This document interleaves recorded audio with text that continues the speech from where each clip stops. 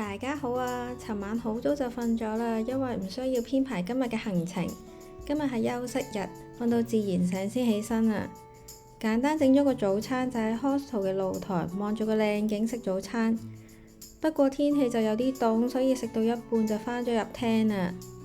正當我差唔多食完嘅時候，我就見到一個男仔拐下拐下咁樣行咗入嚟，我就禮貌上問下佢有冇事啦。佢就坐咗喺我隔離，掀起咗個褲腳，哇！佢隻腳啊腫過豬頭啊！原來佢本身呢係 book 咗 camping 嘅，因為琴日行山整親隻腳，所以就轉咗過嚟單人房。咁我就問佢有咩打算啊？佢竟然話打算聽日去睇醫生喎。我真係感受到一個好大嘅文化衝擊啊！呆咗幾秒之後，我就問佢：咁點解唔今日去啊？原來佢因為 check 到最近嘅醫院都要揸1個鐘車先到，所以打算休息1日先去。我就提議不如今日去啦，陪你一齊去啦。我諗佢其實真係好痛啊，所以即刻答應咗我嘅提議。咁到底係搭巴士定搭的士去呢？佢竟然話佢揸車去。都係嘅，佢另一隻腳冇事啊嘛。咁我哋就出發啦。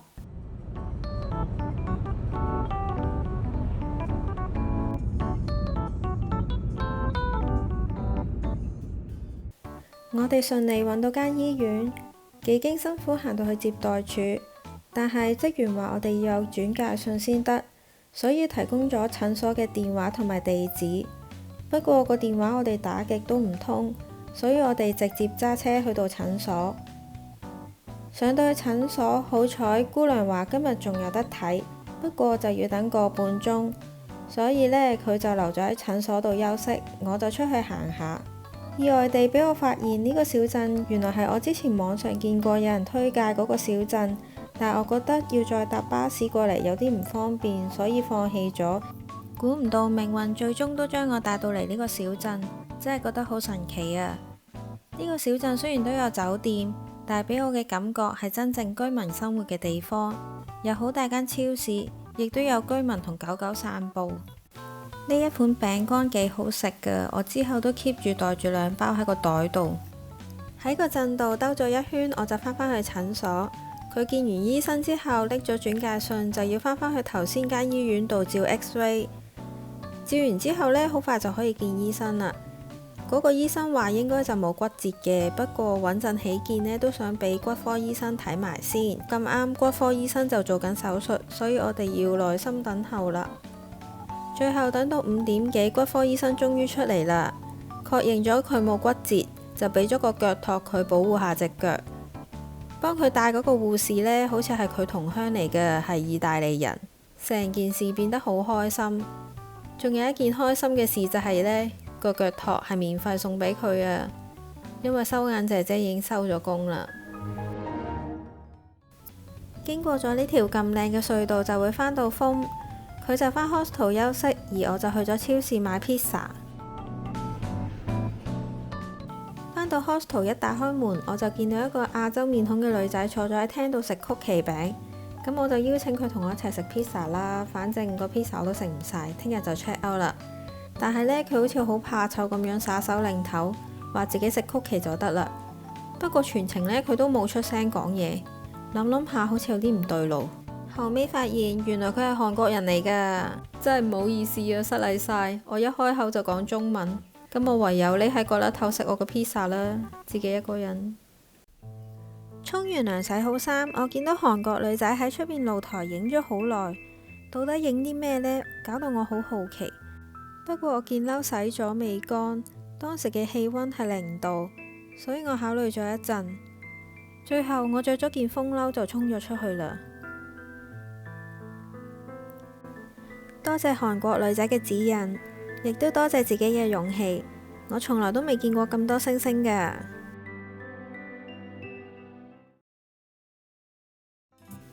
今日會完成挪威宿營後半段嘅行程。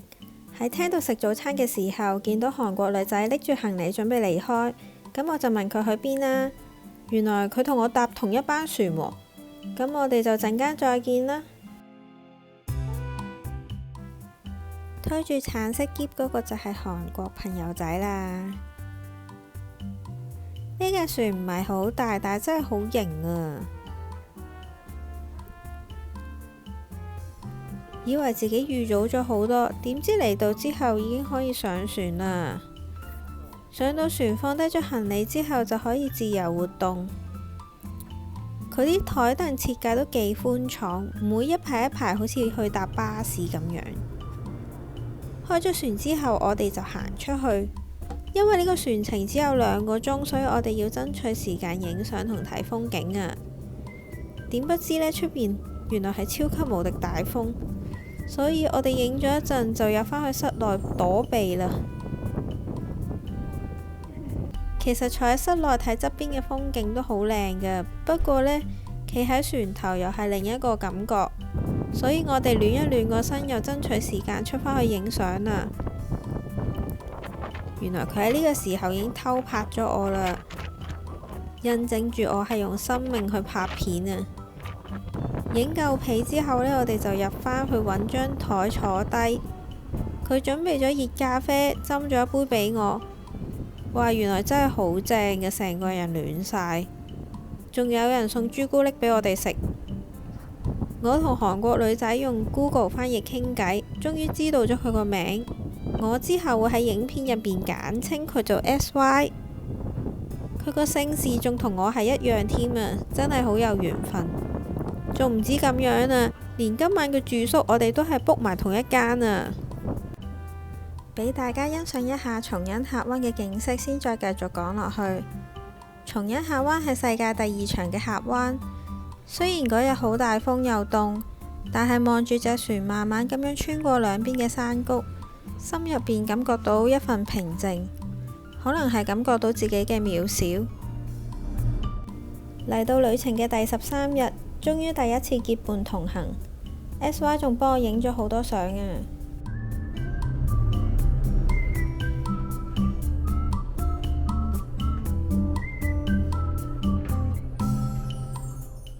！2個鐘頭船程轉眼就過，完成咗今日第一程交通，跟住就要轉巴士。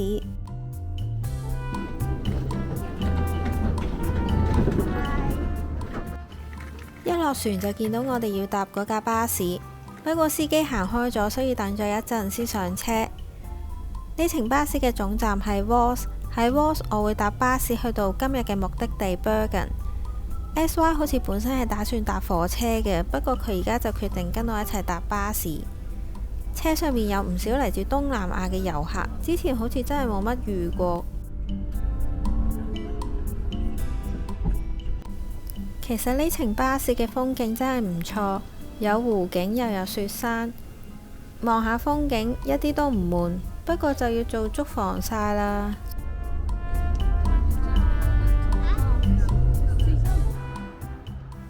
落咗車之後呢，大部分人上咗火車站轉火車，而去 Bergen 嘅巴士要等1個鐘，所以我哋諗住喺呢個小鎮度行個圈先。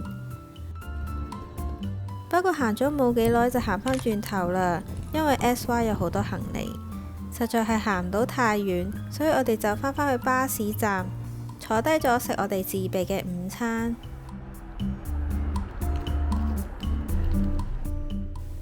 搭上呢架950巴士就會到達挪威宿營嘅終點站。一開頭啲風景同頭先差唔多，然後冇幾耐我已經瞓着咗啦。瞓醒嘅時候已經差唔多要落車啦。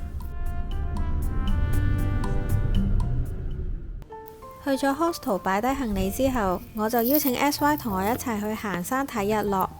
就喺 hostel 附近有一個觀景台，大約行1個鐘頭就會到噶啦。不過時間上呢，就有少少趕，驚趕唔切睇日落。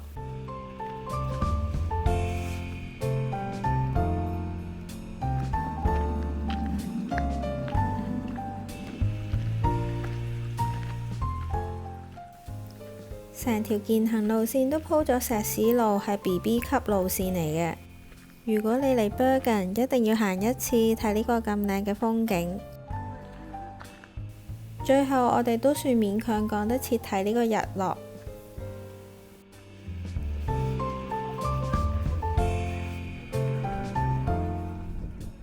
好有趣啊！竟然有咁多人特登上嚟呢度上瑜伽班，仲見到幾隻好得意嘅羊仔。影完相之後，我哋決定搭纜車落返去，價錢都唔算好貴嘅，可以接受。同埋舟車勞頓完一日，我哋都攰啦。之後我哋去咗超市買食材，我唔想煮咁複雜，食微波料理再加個烚西蘭花就算啦。今日早啲休息啦。